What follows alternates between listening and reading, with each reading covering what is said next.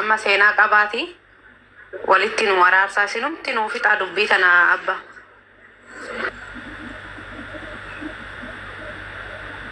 Tole ulfaadha buleessa keenya dheeressaa atis baga nagaadhaan dhufte laphee nama jaalatu atis jaalachuu keetiif nama kabajaati nama ulfinaati. Obboleettii keenya atis dhugaa miira sana keessaa baatee seenuunis akkasitti amma waltajjii to'achuu keetiif atis guddaa galatoomi kabajasiif qabna. Atis nama kabajaate jaalatamuun kennaadha ulfina wanta ta'eefi wanti ta'ee gatii jaalalaa asitti sirriitti nu hubachiisa jenneeti kan beekuudha qabaannu. Yoo gatii jaalalaa beekne irra ta'e baay'ina yakkaa hin lakkaa'u jedha abbaan keenya qulqullichi Phaawulos. Dhugaatti jaalalli baay'ina cubbuu hin lakkaa'u jedha. Yaatiyaatiin bizaat ayikootram hin lakkaa'u. Kanaaf iddoo kana keessatti dhugumatti immoo jaalala gosoota jaalalaa hedduu jira. Jaalalli gaa'elaa jira, jaalalli kiristaanummaa jira, jaalala kiristaanummaa isin jaalala isa kana yoo dhiistan jaalala kiristaanummaa walii qabaachuu qabdu. Dhugumatti wanta ilma dhiiraarraa eegamu agarsiisteerta obboleessa keenya. Gooftaa fi fayyisaan keenya Yesuus Kiristoos maal jedha? Jaalalli inni cimaan hanga lubbuu dabarsanii kennuutti jedha. Gatiin ati kanfalte hundumti isaatu gatii jaalalaati taanaan ittiin boonuu qabda. Wanti jaalalli mataa nama hin buusu. Jaalalli wanta baay'eedha dhugaadhaaf taanaan. Agabuu bullee beeknaa ilmaan dhiiraati si qofarratti wanta uumame miti. Nutarra iddoo kana kan geenye kun agabuu bullee biddeen liqimsuu jalqabnee biddeen nu hudhee waa meeqa taaneeti beeknaa jechuudha jaalala keessatti. Wanti jaalalli nama godhu kabaja, ulfina, eebba. Atis kana ta'uu keetiif nama kabajaa, nama ulfinaa yoo itti jajamte malee, yoo itti kireditiin guddaan sii kenname malee, yoo wallaalaa ta'e malee namni dhimma jaalalaa irratti nama qobatu jira jedheeti hin yaadu. Dhugaadhaaf taanaan jechuudha. Obboleettiin keenyas immoo iddoo kana keessatti gatii jaalalaa sun wanta siif galeedhaaf wantoota deemee uumama mataa isaatiif dhugaa kirediitiitti kenniteerta. Ammas immoo wanta boru ta'uu hin beeknu. Garuu kan nuti dhorkuudhaa qabnu sargoo gabbootaadha. Warra gidduu seenan dhimmichi kan isaan hin ilaallanne wanti baay'een namoota baay'eedhaaf aalgaa baalgaadha. Akkuma salphaattidha kan ilaalamu. Kanaaf miira tasgabbaa qabdaa dheeressaa kan sirraa jaalanne bo'uunis maal ta'uunis ulfina kabaja ilma namaa ilma dhiiraa jaalalaaf bakka qabuudha. Har'a baay'eensa boochisaadha malee bu'aa miti. Obboloota kooddoo kanatti seenaan jalqaba akka ishiin dubbachaa turte beekne. Keessumaa obboloonni keenya biyya hambaa jiraatan shamarran biyya ormaa jiraatan hedduun isaanii imimmaan isaanii sababa jaalalaatiif dhangalaasaniiru. Sababa jaalalaatiif bu'aniiru. Kan lubbuu isaanii dhabanis jiru. Kan gatii gurguddaa kan falan jiru. Iddoo kanatti garuu ilmi dhiiraa immoo amanamaa ta'e yeroo inni gatii namaaf kan falus iddoo itti arginudha. Wanta negatiivili as keessatti ilaalamu tokkoyyuu hin jiru wanta ta'eef bakka gaarii waliif kenninee namni nama jaalate eenyu biratti iyyuu kabajamaadha, ulfina qabeessa. Isa kanaaf seenaanis akka kun si dhibbise keessa keenyatti ni beekna. Wantoota baay'ee isaa internaalii wantoota baay'ee kallattii akkasiitiin haasa'u laayiviidhaan wanni goonetti deemuun keenya gaarii miti. Garuu dhiifama naa godhaate akka obboleessi keenya amma jedhe namni kiristaana ta'e asii baatee seenaan macheem kiristaannesh ጸሎት ሳታደርጊ አተኝም otoo kadhannaan godhatiin hin raftu. Gaafa gootu garuu akka tasaa obboleessi kee dheeressaan simii dheera taanaan yakka kan obboleessa koo na yakkeef akka inni isetti yakka koo naa dhiisi jettee abbaa kee Kiristoos fuuldura dhaabbatte. Fuula isa gateetti kiruubeel irra taa'ee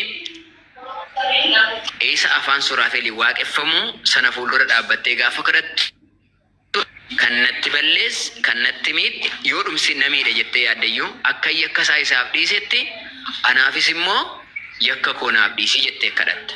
Obboleessi keenya dheeressaanis obboleettiin koo namiitee natti yakkitee jetta taanaan isa teessoo ulfinaarra taa'e sana fuuldura dhaabbattee kadhannaa jechuun fuula Waaqayyoo dura dhaabbachuudha. Isa mooksuun isa gowwoomsuun hin danda'amu wanta ta'eef miira kana keessaa baatanii dhiifama salaphee qulqulluu irraa ta'e isa boruyyuu maaltu ta'ee jettanii miira tasgabbiitiin keessa ilaaltan isattiin balbala warra jidduu seenanii jeeqanii ittiin cuftan maaltu sin barbaachisa jechuudha. Dhiifama gochuu fi dhiifama fudhachuutu namarraa barbaachisa jechuudha. Kun haal duree tokko maleedha jechuudha. Inni kun wanta na yakkeef hin dhiifamu. Seenuun wanta asirratti si haarramee darbu tokko waa tokkon sitti hima. Qulqulluun Phaawulos jecha isaa Efesoon irratti jedhe keessaa kan abbaa nuu caalu kan haadha nuu caalu inni Waaqayyo armee kee ammati wajjin cabde ammati itti miiraan itti miidhamte namni kamiyyuu ni beeka. Itti dhiyeenyaan hundi keenya ni beeka. Dubartiidha bira hin jirtu biyya ambaa jirtaa haadha keetiif ammati miidhamte nan beeka. Hundi keessan osoo biyya ormaa jirtanii kan maatiin keessan si jalaa miidhaman hanga sin miidhamtan hedduu isaanii ni beeka. Alaala ta'aniitii miti bira ta'anii hunda ilaalaniitu garaan nama boqotu waanta ta'eef. Dhugaadha garaan nama nyaatu hunda isaatu tana duubatti deebi'uun barbaachisaadhaa miti. Kaan immoo waa baay'ee jedha kana godhate. Amma seelaan namarra jiru eelaan namarra jiru baay'een isaa waan hin beekneef baay'ee isaatiif wanti hundumtuu arrabatti ol dhiyoodha jira waan ta'eef yaadeellee ol hin fidu waan ta'eef wanta baay'ee siin jechuudhaatii danda'a. Isa kanarra immoo kan caalu inni guyyaa jimaataa sonfannoorraan inni dhiifama barbaadu inni saafama namne dhiphina koo gidiraa koo arrabsama koo waan hundayyuu baay'een si duukaa bu'a. Fannoo keenya baattannee kan duukaa isaa hiriirre Kiristoos immoo haadha keenya caala abbaa keenya caala. Ishii kana abbaa keenya galgalaa haadha keenya galgalaatus gaafa hundumti keenya mootummaa gooftichaatti walitti qabamnutu kanatu haadha kooti kanatu abbaa kooti jennee hin arginu. Hunduu wal qixxee taate atis qixxee haadha keetii taata. Haadha caalu abbaa abbaa caalu kan nuuf ta'ee dhiyaatu garuu jira. Isa yaadanneeti dhiifama gochuun kan hunda keenya irraa eegamu jechuudha.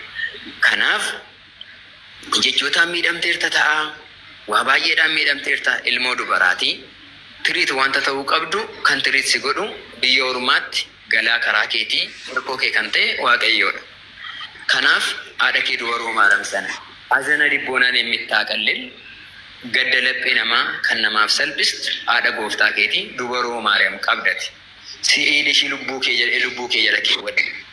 Kanaafiyyuu dhiifamaaf guyyaa inni fannoo irratti ba'u sana iddoo sana kan namaaf tasgabbeessite wanta ta'eef ishiin biyya ormaatti biyya ati kee abbaan kee firri kee hin jirretti haadhaaf abbaa sii taate waan ta'eef atis sana keessaa baatee utumas wanta fe'eeyyuu namni kan Kiristoosiif caalu tokko iyyuu hin jiru waan ta'eef atis obboleessa koo kan sitti balleessu dhiifama.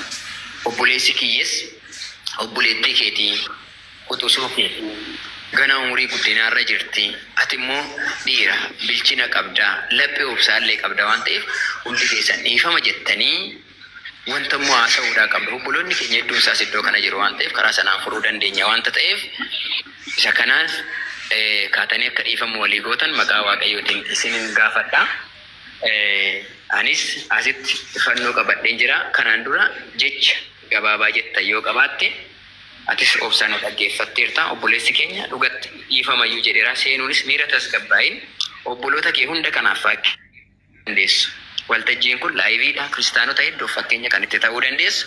Akkuma kaleessa sana kan ittiin fakkeenya taatu akka nu dubbattu daqiiqaa tokkoon sii kennaa itti fufii obboleetti keenya seenu.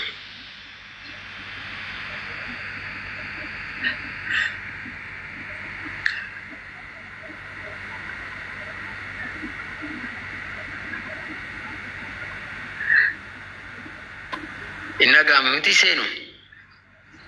Sagaleen koo dhaga'amaa ture miti.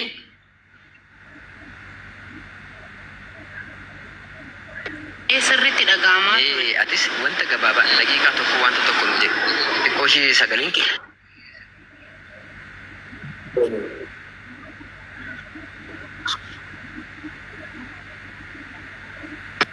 Seenu miira keessa bahiiti. Ganni. Waan sitti dhaga'amu hunda dubbadhu isheema. Inni dhaga'amaa abbaa hin dubbatti. Xiqqoo ishee haa tasgabbooftuuti.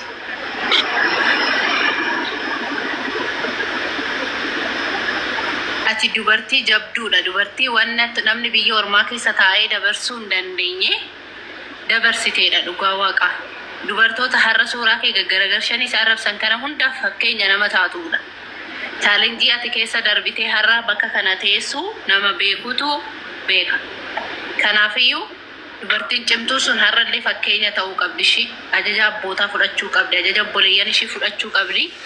Kanaafuu kiristaanota azzala jiraniif fakkeenya ta'ii gorsa abbaan keenya dubbatan hundumayyuu hojiirra oolchi.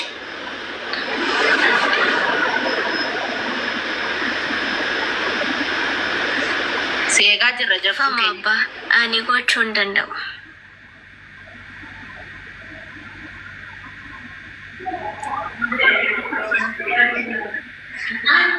Aniif dheeressaan waan xumurree saniin booda dhiifamu walii godhu.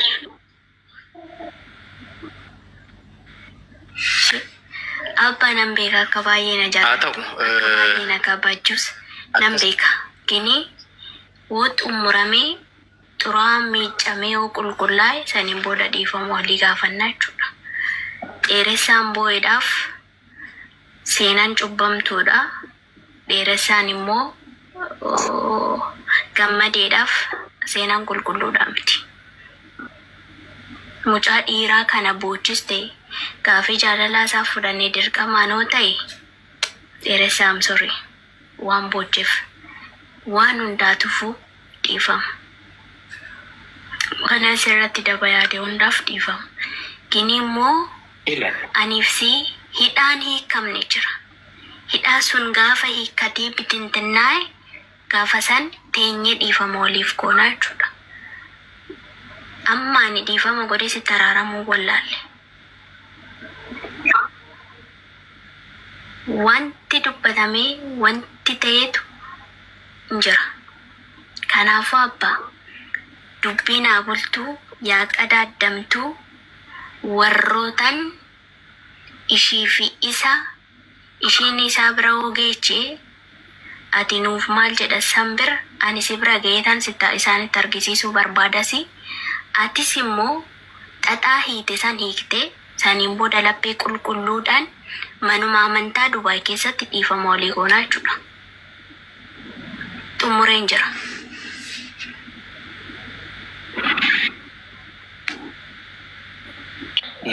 Tole. Gatti fufame yaada qabda. Isa amma seenuun jettee fi dhugaa dubbachuudhaaf taanaan jechuudha. Dhiifamni kan Waaqayyooti na walumaa galatti wanti nani jechuu barbaadu jiraate isa amma isheen jetteef waan hin hiikamnetu nu gidduu jira isa jette kanaaf karaa mana amantaatti dhiifama walii godhuu barbaannan inni suni waan tokko salphaadhaan illee asuman jira. Qaamaan dhiiressaa argee achi booddee akka isaan bakka sanitti itti gochuun garuu amma bakka kanatti abbaan keenya si fuuldura dhaabatanii asitti fannoo qabatanii si kadhachaa jiru. Sana otoo itti addanii asirratti dhiifama walii gootanii waan xumuruu qabdan immoo dura akkuma dura keessaa waan walii qabdan sana duubatti deebitanii waliin haasoftanii keessan furachuun ni danda'ama. Sinin jechuun barbaada. Ammaaf garuu addabaabaayii guddaarra jirra bakka itti kiristaanummaan calaqqisuu danda'u. Akkaataa dhiifamni kan Waaqayyooti. Manni amantaa keenya kanaa miti kan nu barsiise dhiifama nu barsiise. Kana dhiifama baranne sana har'a namoota kana hunda mul'istanii hundi keenya gammachuudhaan asirraa gadi buunoo natti tola.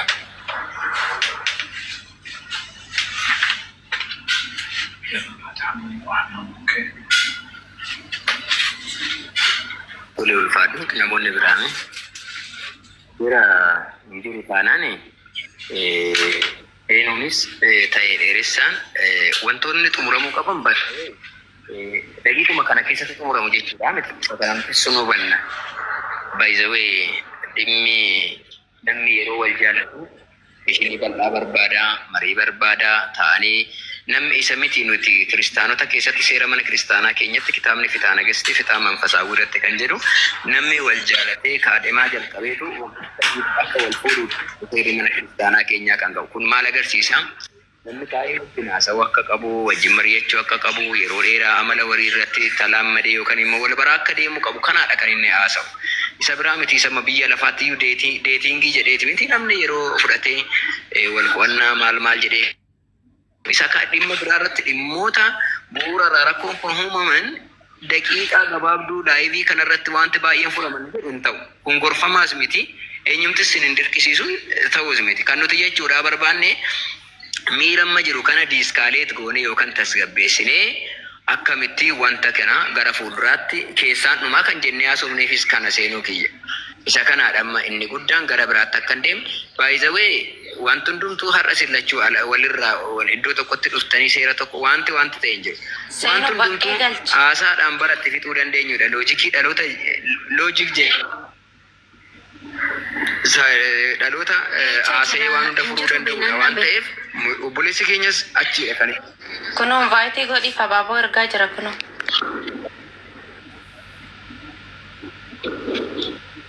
Kanaaf inni dhaga'ama miti amma sagaleen jira miti. Vaayitee godhu een abbaa. Kanaaf ana kan jechuu barbaadu dhiifamas akkasiiti malee ganniin achi jirti. Obboleessi keenya yeroon isaa amma akkana achiidha kan jiru. Obboloonni achi jirtan hojii manaa fudhattanii wanta kana akkaataa furamuu qabuun keessaan fura. Ijoollota jajjabootu jiru.